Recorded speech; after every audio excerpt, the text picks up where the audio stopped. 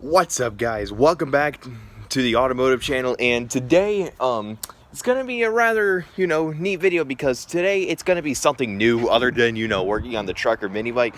Because last night my parents, because this is theirs and they paid for it, but I decided to do a video on it anyway. They got something rather new in their fleet of vehicles, which is this thing right here.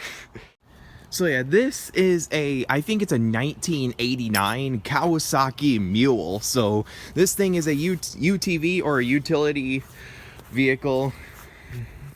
That's sort of kind of like a golf cart, but it's not, because it's much different. It has a roll cage, it has a bed, a dumping bed, which is pretty cool. I think you guys pretty much know what this is already. It's a UTV, and it's pretty sick. And this is what my parents got. My parents bought this all because they're making a trail right over there. Yeah, since we live like right in front of a forest, they decided to make like a little trail back here for like all of their farms and fruit trees, and they might go back there if they want to go hunting or something. And they decided to get a little vehicle to go back there after they're done with the trail, and they got this. So yeah, I was thinking they would get like one of those Yamaha golf carts, but I mean, this is pretty cool as well. They got it yesterday, so I decided to make a video on it. Yeah, that trail might be for my mini bike as well, which shall be pretty neat. UTV, a utility terrain vehicle. I don't know why that doesn't make sense to me, but it's whatever. Or maybe that's not what it stands for. But anyway, so my stepdad came to pick it up. He got this for $2,200 on Facebook Marketplace. He found it on Facebook Marketplace. And the previous owner actually got this thing for free as a family or friend ordeal type thing. Or that's what he claims, is that's what he got it. Probably he got it for free. He meant to sell this thing for $3 grand, but my stepdad talked him down to $2,200, and they settled on that. So yeah, it's gonna be, I think this is a pretty good deal. This thing goes pretty fast too, about 30 miles an hour. We tested it going down the road like last night, and yeah, it's a pretty respectable vehicle. It's like a rugged golf cart, but it's not a golf cart. You could load up stuff back here, you could tow with it, and this is totally meant for one passenger, because as you can see, the steering wheel is in the middle. But this thing could actually fit 2 people, but it ain't really recommended in my opinion. But yeah, now since you guys now know the basics of it, let's go ahead and go over the certain specs of this vehicle and pretty much all the features that it has. I mean, every feature that I know of. And yeah, starting with the motor. So yeah, the motor that it has, this is the interesting part. So the motor it has, this thing, ever since this thing first came out, it had tons of different motor options. It had a 250cc V-twin motor. It also had a 454cc V-twin motor, and a 617cc V-twin motor, and a 690cc or 690 something single overhead cam single cylinder motor. And they also had a diesel motor that came with one that came with one of these, if you specially ordered one of these with these options. But this one right here, this is interesting. This is a single cylinder motor, but it's an overhead valve motor. I am not totally sure what this is. Yeah, I'm not 100% sure. It's a single cylinder overhead valve. I tried searching it up online, I could not find anything. And this barcode and the VIN number of the motor itself, it is a Kawasaki motor. It's not like he engine swapped the thing. This Kawasaki motor, I tried looking it up online, I could not find anything, and yeah, I tried scanning that, but I did not get any results, because as you can see how faded and ripped up it is. But yeah, it's a single cylinder motor. It's quite large too, and this motor is mated up to this CVT transmission with a gearbox, with a forward and reverse gearbox. And it ain't too bad. So yeah, it's also a bit simple too. These have to be super reliable. You can see from the transmission, there's like a little pipe that goes up to the roll cage and frame, and it like lets out some heat out of there. I think that's what it's for. Yeah, it's like a trans cooler that they made back in the day. It's a jerry-rigged thing. So yeah, and yeah, here's the rear end of it. It has a single taillight with a exhaust muffler right there. And yeah, it actually doesn't sound all that bad. Although, one problem with this is the carburetor is not really all that well adjusted. It runs very rich, so it spits and sputters every now and then. But yeah, it's pretty cool. I mean, as I titled this video, I said, like, my parents had bought this thing, and how do I think of it? I think it's a pretty good vehicle. Don't you guys think? Although it's not really what I had in mind. I thought they were going to buy, like, a golf cart with, like, a passenger seat in the back, but this is acceptable. I like this. So, yeah, and also one thing I wanted to plan, or me and my stepdad wanted to plan, was, the fact that, this thing still has the governor on it, and the throttle is somewhat restricted. As you can see, here's the pedal, and you can see that there's a little screw right there that backs off the throttle, so we could probably just take that off or move it all the way back and then bypass the governor with like a drill, drill some holes and put a T on it to, you know, bypass the governor, because this thing is not revving up to its full potential, but it still goes pretty fast. But how we're pretty much gonna, you know, bypass the governor is, as you can see right here, this throttle right here, this is the throttle assembly, and you could see that it's kind of backed off by this governor arm that's back there. And yeah, that's your throttle assembly for you. Yeah, we're gonna figure out how to bypass the governor, and this thing may go so fast that it may actually be eligible to race against the mini bike, which I still doubt that it's gonna beat, but we'll see, I guess. Video coming soon. And one hilarious thing I should point out is the fact that this thing also has a seat belt. If you lift this seat up, yeah, it has a seat belt right there. But I tried putting this back where it should be, but it's not long enough to reach all the way across the seat, so it's basically useless. I found this when we first got it. Yeah, and I see why he tied it up back there, because it's useless. So yeah, when we got this thing, he put a new spark plug in it, he put a new oil filter in it, the previous owner did. And right now, we're just trying to burn off all the old gasoline so we can put some fresh gas in it so it runs at least a little better. And yeah. It also came with these two toolboxes on each side, which they don't have anything in them except for this one, which has a bunch of bolts, nuts and washers, and some like hose clamps or hold down thingies. I don't know what those are called because nobody told me when I was a child. I'm just kidding. I'm just dumb. Anyway, so yeah, it came with some toolboxes, and I think it should be pretty good when it comes to practicality. And when it comes to off-road, you know, off-road ruggedness, this thing is pretty neat. It has some pretty rugged suspension. You know, this thing could basically handle a lot of things that you toss at it. And yeah, I'd say it's a pretty good vehicle for the trails that we're trying to finish up back there. And yeah, we're doing it with a chainsaw, so we were gonna take this thing out back there and put all the scrap in there. Yeah, and when we also got this thing, it came with a new oil filter and an air filter. It needs to be cleaned. My stepdad claims that the air filter needs to be cleaned. As you can see, this is what it came with. And it also came with a new belt for the transmission.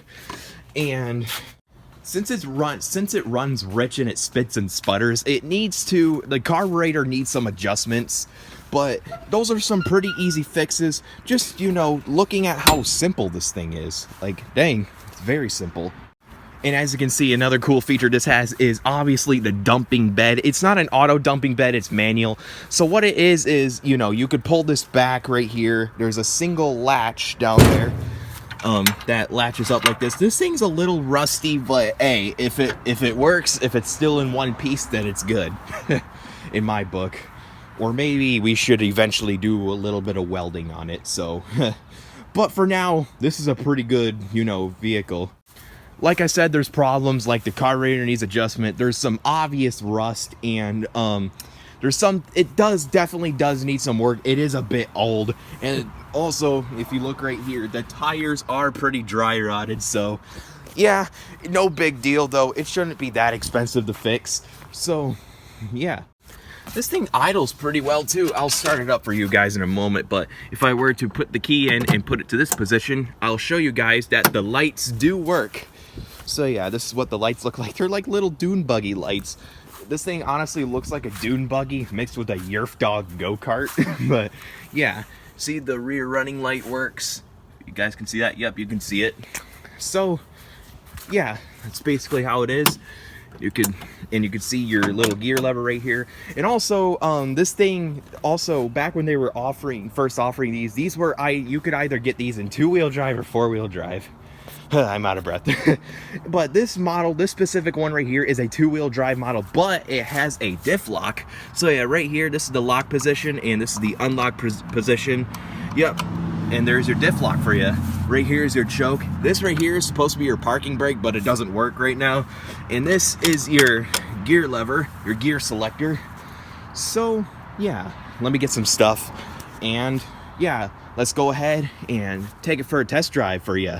Yeah, since I, reviewed pretty much everything you guys need to know about this, now let's go ahead and take it on a little test drive around the yard for you.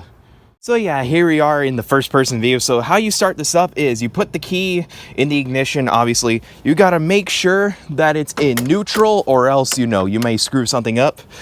And then what you need to do is to, turn it on, let it, wake up for a bit, and then turn the key. Yeah, sometimes when it does that, you got to choke it. So pull up the choke and, all right.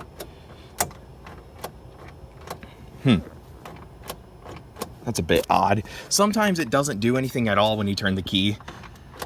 So, yeah. Yeah, you got to be careful with this thing. These ignition switches aren't really the best quality. And also, I forgot to mention that this thing also has hydraulic brakes and a hydraulic steering system, which is also pretty neat, and I just found out. So yeah, all right, we're good. I just heard it crank up. I just let this sit for a second with this turned to this position, and I heard it crank for a little bit. So luckily I did not really break the ignition switch. Yeah, yeah, these ignition switches are really janky, so hopefully this thing did not come with an owner's manual at all, so we were just kind of blindly trying to start this thing up last night, but we had these same issues last night, so we're fine. So let me just sit here for a second, see if it'll start right up. Alright guys, I messed around with it a few times off camera, and it turns out that the ignition switch is not broken. In fact, it's this lever right here. The shifter lever, you got to wiggle of it for this particular one. I don't know if you guys have similar problems. So how to start this up, you turn the key to this position, you make sure it's in neutral, put the choke up, pull the lever back like this, if you guys could see it. So yeah, I got the lever back in this position, the choke up, and then just turn the key.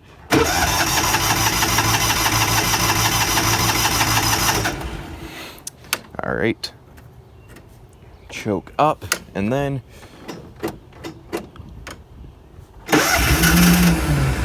all right, there we go. Turn the choke off. There we go. Now it's started just like that. All right, now I'm gonna reverse it out of here since it's in front of the fireplace. And I just stalled it. Damn. Anyway.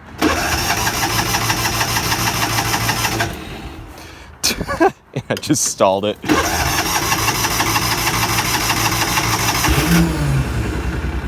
Alright, you know what? I'm gonna let it warm up for a few seconds here. And yeah. So yeah, actually while it's running, I'm gonna walk around here and show you guys that it idles very smoothly. Yep, nice and healthy. You can see that the transmission is spinning around right over there, and yeah, it's pretty neat. So right here, you've got your lights working, and yeah, gosh dang, I was scared. I thought I broke it, but nope. After all, it was just a transmission, just being funky. So yeah, now I can sit down on this rather tiny seat, which is actually surprisingly comfortable, and yeah, take you guys on a little tour. All right, let's reverse. All right, there we go. Now it's starting to run. All right, there we go. Now we're going. Now we're flying. Woo! All right, hold on. My portable charger's right here. Let me put it in this little compartment, then turn her on. My phone's running a little low, so let's put it in this compartment. Hear that sputtering? And Damn it, I stalled it again. Yeah, this thing ain't really the best, but it's alright. Acceptable. Anyway.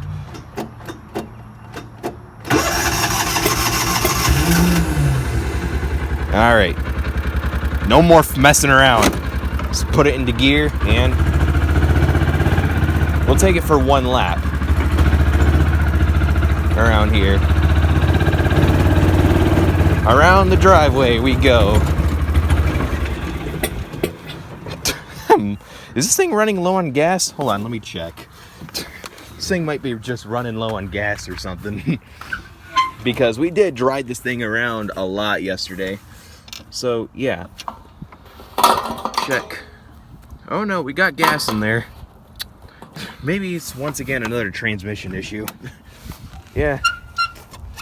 You know what? We're just gonna take her around back the yard, see if it doesn't stall on us again. Alright. It's in neutral. And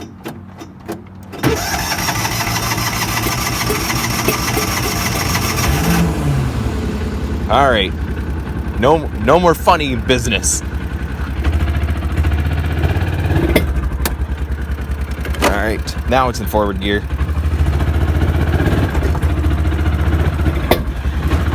Hear that sputtering?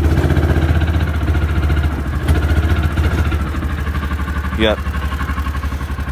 Just test out the reverse. Actually, you know what? I think that's enough. Turn her off and crap like that. Well, you know what? I guess we could just park it here and call it a video. Because this thing keeps stalling, or I just don't know how to friggin' drive it. Or maybe I just didn't let the engine warm up for a little bit. But yeah, you guys get it. Here we have it, a little review video of my parents' 1989 Kawasaki Mule. It ain't too bad, but it definitely needs some work.